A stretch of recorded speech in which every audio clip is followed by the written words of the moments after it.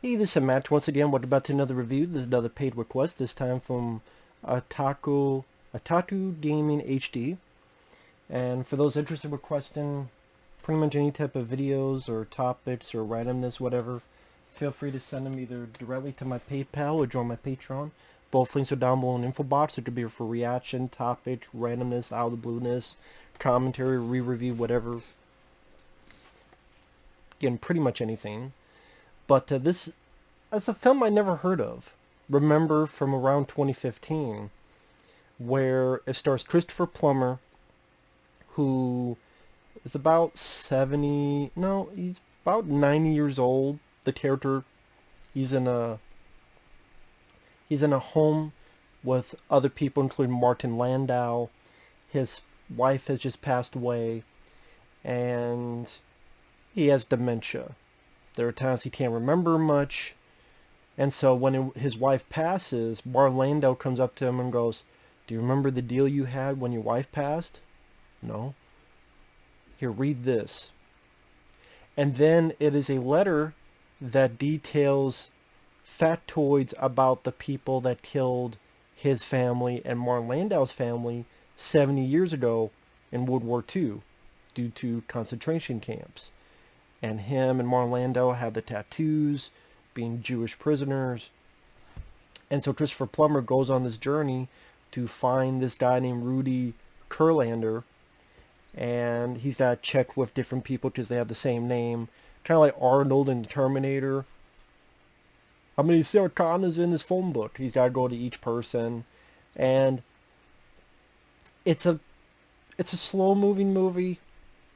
It's a revenge movie, but not in the style of Death Wish. If you go in expecting an action film, if you go in expecting, like I said, a Death Wish type of movie, you'd be very disappointed. It's more of a slow, contemplative tale of a man with dementia that tries to play a little bit like Memento, not in terms of the way it's filmed, but in terms of, because his memory is so far gone, he will sometimes wake up, doesn't know where he's at, and he has to keep reminding himself to read the paper, read this piece of paper to know where he's supposed to go, what his journey, what his goal is. Realizing his true fate, his true life. I would say this. The film is worth a watch to see Christopher Plummer's acting. Christopher Plummer sadly passed away this year, February 2021, and I always enjoyed him as an actor. I first saw him in Star Trek VI as General Chain, the sort of main bad guy Klingon who would spout Shakespeare. And since I think Star Trek VI for me is the last great Star Trek film, I don't mind First Contact, but for me, the first 6 Star Trek films are the Star Trek films I prefer, I enjoy, I like. And the fact that he's the main bad guy in that, and it was a take on the Cold War, I thought Christopher Plummer did a really good job with that role. He's done other roles. He was really, really good as Mike Wallace in The Insider, which is a pretty decent flick. But Christopher Plummer really did seem like he was Mike Wallace. He really, truly channeled that character, that actor, that person in real life for that performance. And Christopher Plummer, he's just so frail, and you feel so sorry for him, and you just with him every step of the way. He's forgetful. You just feel so bad about it. Like at one point he gets to a person who he thinks is Rudy. It's a guy who's in his bed, but he's like, "No, I'm like you. I got the same tattoos. I was in prison because I was gay." And Christopher Plummer breaks down, cries, he apologizes, and then the guy in bed patting him. He is the reason to watch the film. Like, he gives a wonderful performance that sadly was one of his last performances. Again, this is 2015. He didn't do a whole lot of films after that. And then in 2021, he passed away, so it's too bad. He was a good actor. And for all intents and purposes, everyone said he was a good guy. He was a good guy to work with. He was a nice guy. And it's just a shame. Now, the film itself, it's from Adam Egoyan. I cannot pronounce the director's name. He directed The Sweet Hereafter and other stuff. So he's definitely more of an artsy director. But there's not a lot of artsy shots in it. It's one of those movies that the setup, the story is interesting, and the lead performance, those two things help carry the film, and it's a short movie. It's an hour and 30 or so minutes. I do think there's something missing where maybe in the hands of another director or a few more polishes in the writing, there could be more, not just more momentum, but more of these moments that could really channel this guy's life and what he's had in the past decades. And sadly, I think one of the reasons they don't go into that is because of, let me put it this way, if you watch the trailer might make it seem like it's going to be a bit of a more revenge film, and again, if you're going in that direction, it's not really the case. Like, it's more slow, contemplative. The story, it interested me where it went, and so when the movie was over, I went, oh, okay. Interesting way that happened. Some critics didn't like it because they thought it was too ridiculous or too unrealistic, too silly. I didn't really feel that way. I didn't really feel as that silly or ridiculous. At least compared to other movies. I mean, if you think that's silly or ridiculous, then you must think Memento. I mean, you could make the case Memento is more ridiculous than Remember, but I like Memento and I like this film. And I was fine with the plot, the story that they had. It's just not a film I rewatch a lot. I mean, there's not a lot of tense suspense moments other than there's a point he meets this one guy named... try to find another guy named Rudy, but he's passed away and his son is there, and the son is the sheriff of this town, and he invites Christopher Plummer in, and the guy's played by Dean Norris. Dean Norris I recognized through... he was in Breaking Bad. I remember him, he was on Tremors, the TV show, actually. And he's very upbeat and very supportive. Hey, yeah, come on, you could sleep here, and here's a room for you. Did you know my dad? Or you were looking for my dad? Or, yeah, my dad was in Germany. Offers to stay the night, but then when Christopher Plummer sees these swastikas on the wall, you know this guy's a little bit of a neo-Nazi. And then when he sees that Christopher Plummer has these tattoos of the concentration camp, there's a little bit of tension there. A little bit of tension there.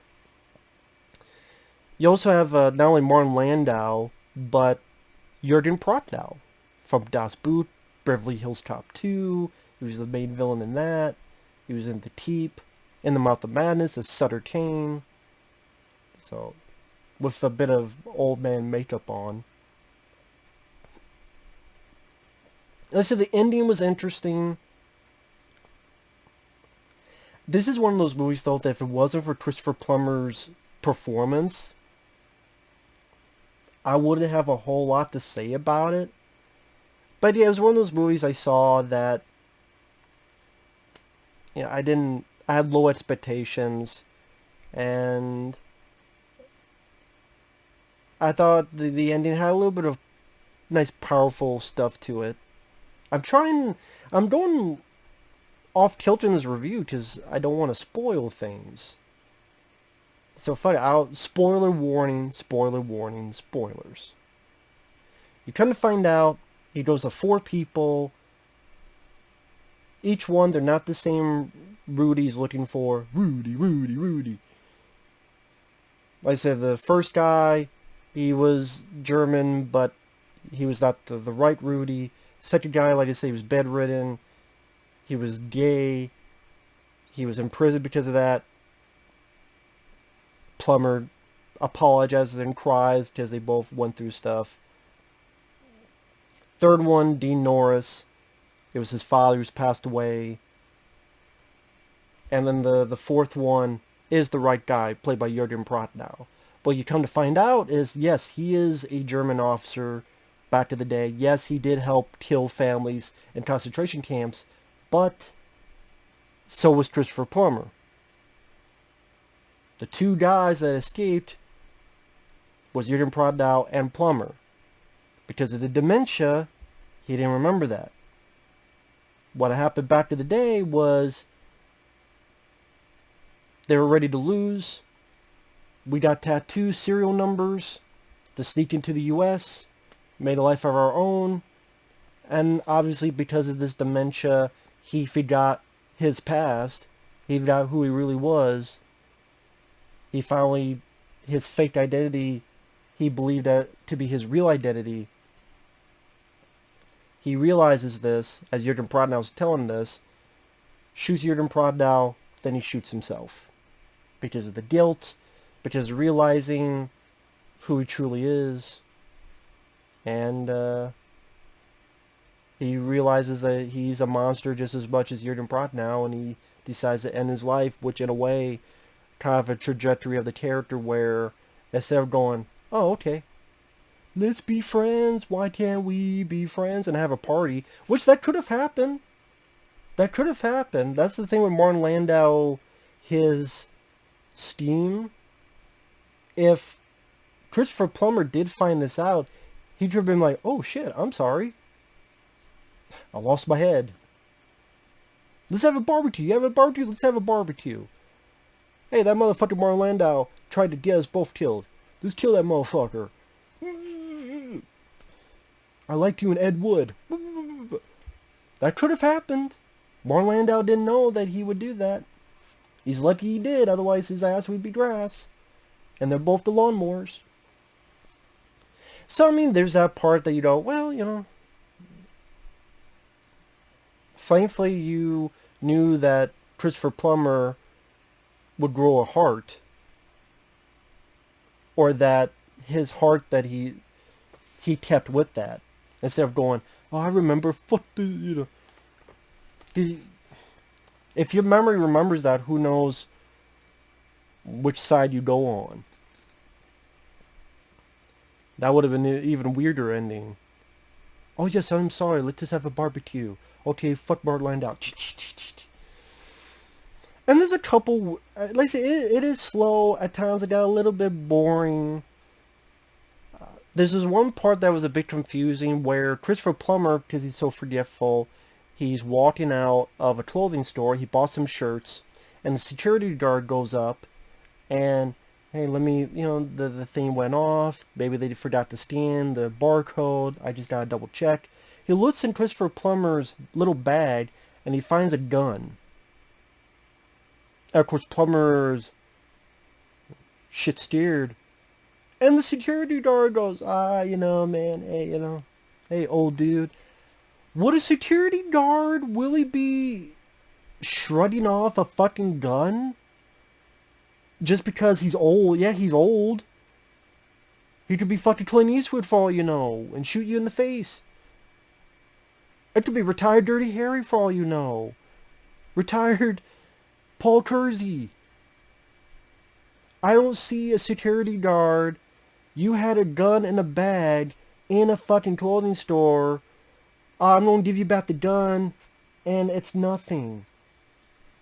That scene...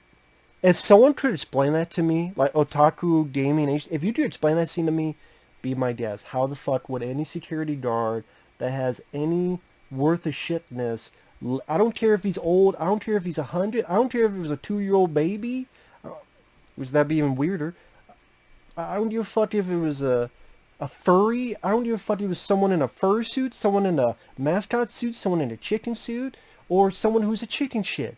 If they walk out of a fucking building with a gun and you're a security guard, okay, I'm going to take the gun, I'm going to call a cop, I'm going to do this. Yeah, you wait here. Yeah, I got a guy with who had a gun. Oh shit, it was had bullets in it too. Yeah, come back here. Bye bye bye bye bye bye. You know. So there's moments like that you go, what? What? So it's not a film I loved. It's just a film that, like I said, had an interesting setup. You know, an 89-year-old guy with dementia looking for the people that killed his family and Martin Landau's family. I actually would have preferred more of a Death Wish movie. I actually would have. But with that director, that's not what you don't get. You just say, well, that would be ridiculous. Well, you know, I would have been fine with that ridiculous. That type of ridiculous, I'd be fine with. But the story was still interesting. The ending, I felt stupid for not seeing coming a mile away. That's what she said. The acting is nice to see Jürgen Prochnow. Nice to see Martin Landau. Dean Norris is a good actor. Like I said, you felt bad for Christopher Plummer's character, and for one of his last roles, he pulled it off rather well. I think it's worth a watch for him. And like I said, the story, I still think it's a pretty decent story. And it's small. It's, like I said, a little bit contemplative. And there's not a lot of busy stuff going in. If you're expecting shooting, if you're expecting, you know, stuff you would see in a typical revenge film, that's not the case here. And you'd probably be disappointed. But if you like the actor, and if you want to see a little bit more of a, you know, smaller movie, it's worth at least one watch. Like I said, I don't think it's a bad film.